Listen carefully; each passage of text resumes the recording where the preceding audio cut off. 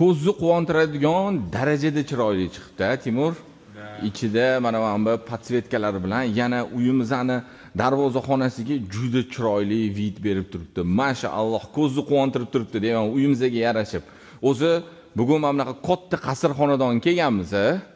6 sot uchastka, panelsiyani 3 qavat. 600 kvadrat. Podvol 1-2, etigida ham bu yoqda bitta bir qavatli binoyimiz qilingan. Yozgi oshxona, bu yerda xonalarni bitta sanab o'taylik, qishki oshxona stolovisi bilan. O'rtada sanuzel, bitta yotoqxona, ichida sanuzel bilan bitta zal. O'rtada yashil maydon, landschaftniy dizayn, binoning ichkari tarafdan ko'rinishi, bu yoq tarafda yozda o'tiradigan zonamiz, mana bu basseynga ishlatiladigan narsa edi-ku. Endi hozir o'sha bemalol uchastkadan foydalansa bo'ladi. Yomg'irda anaqasi kerak. Bu yomg'irda ham, qorda ham yopish shart emas, chunki bu basseynga qilinadigan, suvga xullas chidamli narsa. Bemalol. 60 metrlik ko'chadan kirib keldik.